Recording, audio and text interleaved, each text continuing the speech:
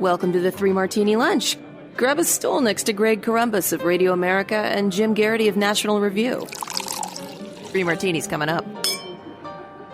We're glad that you are here for the Monday edition of the Three Martini Lunch. We're happy to tell you today we're sponsored by Hydrant. For 25% off your first order, go to drinkhydrant.com and enter the promo code Martini at checkout. We're not so glad to tell you we have no good martinis today, but they're all crazy. They could have been all bad, I suppose. So all crazy isn't the worst thing, but these are pretty crazy, and some of them certainly do have a bad flavor to them. Let's start with crazy martini number one, Jim, and that's U.S. oil prices. You and I like low oil prices because we like to pay as little as possible at the pump, but this is getting pretty ridiculous.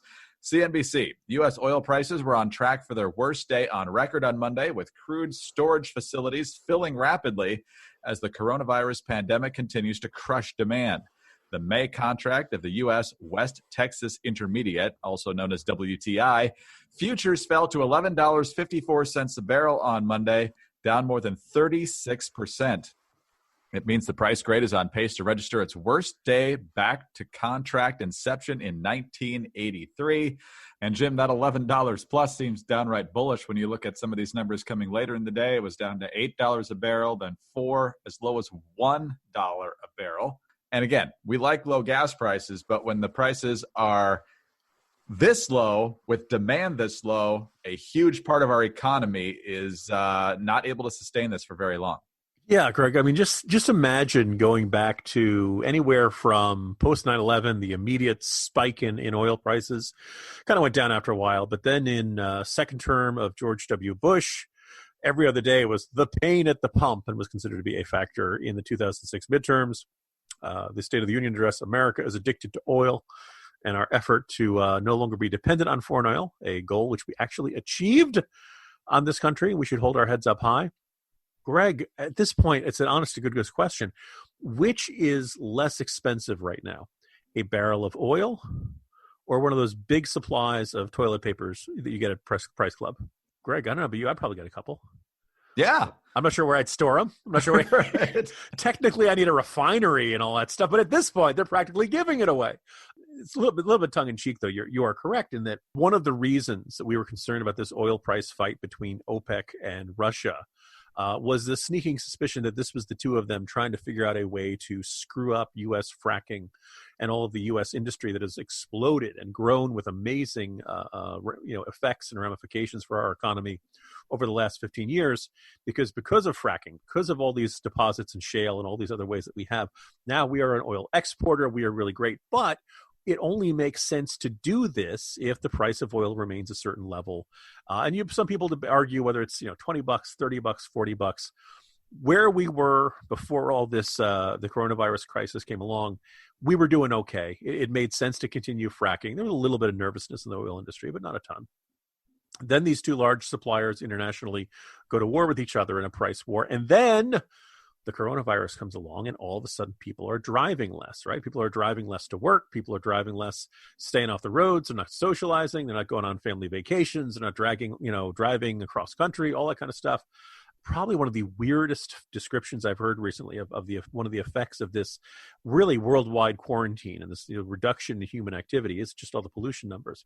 Seismologists, whose job is to listen to the earth, trying to see if earthquakes are coming and things like that, say they're hearing things that they've never heard before because the background noise of human activity from industry, from traffic, from trains, from all the different ways that human beings, through their typical activity of a day, create noise. It's so much quieter now. So it's great news for the seismologists, not good for the rest of us, not good for the economy. And this enormous, sudden, just plummeting economic activity means that there's a much plummeting demand for oil at an exact time when there's this huge supply. And you're not used to hearing about all of this turning into a situation where we're running out of places to store it and things like that. I mean, I guess the good news is we can restore the stockpile, the strategic oil reserve right now. Let's start building extra storage capacity. Who knows what we'll find use for this. That having been said, I don't know about you, Greg. I'm going to reach the point where the next time I go to fill up, I'm going to give the attendant in the little booth there a tip. He probably is going to need it. Who would have figured at a time like this that gas stations would be feeling economic pain in this kind of way? No, absolutely right. I mean, they're like the Maytag repairman at this point, because when was the last time you filled up? For me, it's been weeks. I mean, I've gotten out a little bit, but it's not to go very far, obviously.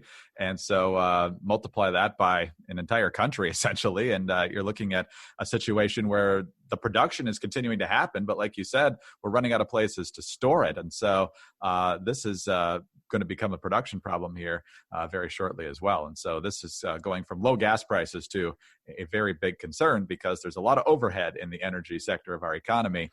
And when they're not getting the revenues from all this, it doesn't take long to really feel the pinch. All right, Jim, the oil industry is certainly in a period of stress right now, as are a lot of Americans, because they obviously don't want to get the virus. And if they do have it, they don't want it to get serious. But there is a way to make sure that you're doing your best to maintain your health. No guarantee, obviously, against things like the coronavirus, but not being dehydrated is a good way to maintain better health. And I don't know if you knew this, but 75% of us are walking around every day chronically dehydrated. We're suffering needlessly from frequent headaches, energy slumps, and poor focus, but it doesn't have to be this way. And that's where Hydrant comes in, because Hydrant creates flavored electrolyte packets that you mix directly into your water to make hydrating your body easy and delicious. Each rapid hydration mix has the 4 essential electrolytes that your body needs. Sodium, potassium, magnesium, and zinc help you hydrate quickly and stay hydrated all day. And Hydrant is backed by research. The formula was developed by Oxford scientists to provide perfectly balanced, efficient hydration. There are no synthetic colors or artificial sweeteners. The formula is vegan, and you can choose between 3 different flavors or a variety pack. With the Oxford scientists, I almost feel like we should do this with a British accent. It would make it sound even more impressive. And guest appearing Charlie Cook. Yes, exactly. Hydrant starts at just $1 a packet for a 30-day supply. You can save even more with a monthly subscription. And for 25% off your first order, go to drinkhydrant.com and enter the promo code Martini at checkout.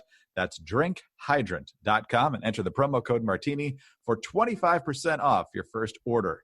drinkhydrant.com and enter the promo code Martini. All right, let's move on to our second crazy martini now, Jim. And we keep hearing from folks from Dr. Fauci to less credible figures like Ezekiel Emanuel and others that, look, this isn't really going anywhere until we have a vaccine. That's 12 to 18 months. And everybody's thinking, oh, gosh, can we really make it 12 to 18 months? Well, that might even be way too optimistic. This is the UK Guardian. Humanity will have to live with the threat of coronavirus, quote, for the foreseeable future and adapt accordingly, because there is no guarantee that a vaccine can be successfully developed. One of the world's leading experts on the disease has warned. The stark message was delivered by David Nabarro, professor of global health at Imperial College London and an envoy for the World Health Organization on COVID-19, as the number of UK hospital deaths from the virus passed 15,000. And so, Jim, this is one expert. And yes, he's associated with the World Health Organization. I don't know if that immediately discredits him, but it was already hard enough thinking 12 to 18 months on this. But to think now that there's going to be no vaccine at all, and the impact that could have on large gatherings of, dozens to thousands for the foreseeable future, that puts us in a whole new perspective. It does. And, we share this not to depress people, not to freak people out. The upside is we have more brilliant scientists, more medical researchers, more people, more bright people in the world working on this problem right now than probably any other problem in the history of the world. That's the good news. The bad news is that discoveries only get made, when that discovery arrives, so to speak, when that eureka moment occurs. It is not simply a matter of throwing more money at a problem. More money helps, more resources helps. But back in that long ago pre-coronavirus era, Joe Biden had made his announcement that if I'm elected president, we're going to have a cure for cancer. And I got really irritated by this. And not just because I've got, a couple people in my life who are fighting cancer and so far seem to be doing okay. But, a global pandemic does complicate that a bit. It's that if it was just a matter of spending money to cure cancer, we would go out and we would get the cure for cancer. First of all, there are more than 100 different types of cancer, right? What makes a cancer tumor difficult to beat is that each cancer cell, they're constantly growing, they're constantly expanding, and they're constantly changing. People within a tumor have found they took 4 different samples from one tumor and found the cells were different in each part of the tumor. So the idea that, you're constantly trying to hit a moving target, so to speak. The drug that worked at one point in the treatment may not work as well later on in the treatment. This is very complicated stuff. It is not a matter of if we just spend enough money, it will solve itself. Now, I don't want to say miracles can happen, but you can have breakthroughs that seem pretty miraculous. I think if you'd said to people 5 years ago, 10 years ago, 15 years ago, what is the scariest virus on earth? Most people would say Ebola. It was what the horror, the hot zone and these other, books were written about. It was a big factor in one of the Tom Clancy novels. And, Ebola was the giant scary virus out of Africa that, terrified people. We did have that outbreak in 2014, and one person came here with this. There is now a vaccine for Ebola. It was discovered late last year. It involved scientists on 3 different continents. It was a lot of research and a lot of effort over time, but it happened. Now, the thing is, it didn't happen overnight, and that was as bad as coronavirus is, Ebola is the one that freaks you out, description of people bleeding from their eyeballs and stuff like that. This conversation may be moot by the time people listen to it. Like, it's possible at any given moment, somebody in some lab can say, hey, I found something. This kills the virus. We put this into everybody's body in the whole wide world. They're all going to be fine. Unfortunately, that is not something we can necessarily count on. I think the 12 to 18 month estimate is pretty reasonable. No one's really said this is, crazy pie in the sky thinking. Most people think it's going to take at least a year. Anything less than that is probably too optimistic.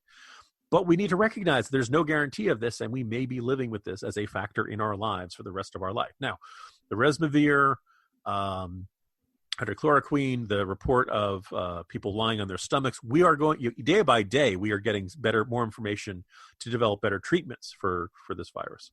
But the idea the day we have a vaccine, the day we have a perfect cure, that means once you got it, you're not going to have to worry about it. Look, we're a long ways away from that. I think people need to be preparing themselves for a long, hard slog. Nabarro did an interview with the UK Observer, and this is an additional quote of his. You don't necessarily develop a vaccine that is safe and effective against every virus.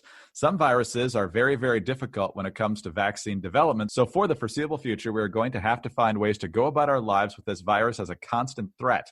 That means isolating those who show signs of the disease and also their contacts. Older people will have to be protected. In addition, hospital capacity for dealing with cases will have to be ensured. That is going to be the new normal for us all, which is probably not very encouraging to a lot of people, Jim. And it goes to something you've written about recently, is that if that hospital capacity has to be ensured, that could mean elective procedures, and we're not talking about tummy tucks here, could be on hold for a long time, and that is bad for public health in a lot of different ways. Yeah, it's worth noting 3 states, Texas, Oklahoma, and Alaska have already said, okay, doctors, hospitals, you have the clearance to do this. Look, you can't put this stuff off. Not only not forever, for probably too much longer. Some people have been waiting 5 weeks. And in case you're wondering, elective procedures, it's not, plastic surgery, yes, that counts under that. But basically anything that is not life and death is considered an elective procedure. So hip replacements, knee replacements, dermatology, dentistry, anything that doesn't, this person's going to die if they don't get it, it's in there. And oh, by the way, this includes certain cancer treatments. Somebody I know has been told to look, we want to hold off on this, in part because cancer treatments can affect your immune system. And, this is a very dangerous time to be immunocompromised. Hospitals are having to make tough decisions on this. I do think, Greg, that eventually people are going to say, look, at some point we start sacrificing lives by not giving people the regular care in order to save lives for the coronavirus. So my guess is bit by bit, you're going to see hospitals opening up their doors to this, but it's just one more complication that these institutions have to take into their calculations. All right, let's go on to our final crazy martini now, Jim. And for that, we go to the illustrious mayor of New York City, Bill de Blasio. Bill de Blasio just today is upset with President Trump not sending enough money to New York City. But over the weekend, Mayor de Blasio is out there with a message that ought to make just about every American skin crawl. He's saying, for most of you, you're doing social distancing the right way. But for the rest of you, we need the good people to narc on the bad people. Here's how he put it. Thank you, everyone who's done it the right way. But we still know there's some people who need to get the message. And that means sometimes making sure the enforcement is there to educate people and make clear we got to have social distancing. So now it is easier than ever when you see a crowd, when you see a line that's not distanced, when you see a supermarket that's too crowded, anything, you can report it right away so we can get help there to fix the problem. And now it's as simple as taking a photo. All you got to do is take the photo and put the location with it, and bang, send a photo like this, and we will make sure that enforcement comes right away. So, Jim, you've got Bill de Blasio out there explaining to the responsible New Yorkers how to rat on their neighbors. I can't imagine how this could go badly. You know, in that case, I got to call that hotline, Greg, because I know of a prominent New Yorker who spent all the, most of a good chunk of January, all through February, and well into March, despite the warnings, despite everything we were seeing in China, them spraying the massive bleach or whatever the heck it was to disinfect things, despite the reports coming out of lots of other countries all around Asia, there was a New Yorker who was running around telling people, live your lives, go about your normal. They were even encouraging people to get together in massive groups in Chinatown. Let me just check this here. Oh, it turns out it's Bill de Blasio who was telling people to do that for that entire period. In fact, he was telling people... The moment where he should have recognized things were going well off the tracks was when he said if you were elderly or immunocompromised, you should avoid large groups. But if you were young and not immunocompromised, you could continue to go out in large groups. Who does he think these young, healthy people live with? You think they're never going to visit grandma? You think they're never going to visit people who are elderly or immunocompromised? That was, I believe, off the top of my head, March 11th. By March 14th or 15th, they had announced all schools to be closed in the city. And the scale of the crisis was now indisputable. The idea that Bill de Blasio now wants to, turn us into, set up his own little junior Stasi to start, getting people reporting on their neighbors is pretty egregious. He is, there have been a lot of bad leaders in the United States, but I think de Blasio ranks among the worst. The warnings from the city were terrible, and the people still argue, and I think it was a very strong argument, including some evidence from a report out of MIT, that the subway system in New York City, in which you're spending a lot of time in an enclosed system, sometimes those trains are very packed, that is probably the most likely vector for a lot of people getting this. Certainly much more than spending time outside. You're not going to, your odds of catching it, jogging in Central Park are much less likely than if you put your hand on the same spot of a handrail or elevator button or anything else in those city subways. So if he really wants to, make things safer, he might have to do that, even though it would cause enormous inconvenience. But he'd rather not do that. No, we're not going to contemplate tough decisions like that. We're just going to get more Americans to rat on each other. He wants you to text this stuff in. Can you text in a German accent? That's something I haven't figured out how you could possibly do with texting. But is this the dawn of social credit scores? You know how the Chinese have cameras everywhere and making sure that you're doing exactly what the communist leaders want you to? Can we get the kids' school test scores up higher before we start implementing the social credit rating test scores? You reelected this guy, people. I mean, it's on you, I guess. Jim, happy Monday. Happy Monday, Greg. Jim Garrity, National Review. I'm Greg Corombos, Radio America. Thanks for being with us today. Don't forget about our wonderful sponsor, Hydrant. DrinkHydrant.com and enter the promo code Martini for 25% off your first order. Please subscribe to the podcast. Leave us a kind review. Get us on those home devices. All you have to say is play 3 Martini Lunch podcast. And please join us Tuesday for the next 3 Martini Lunch.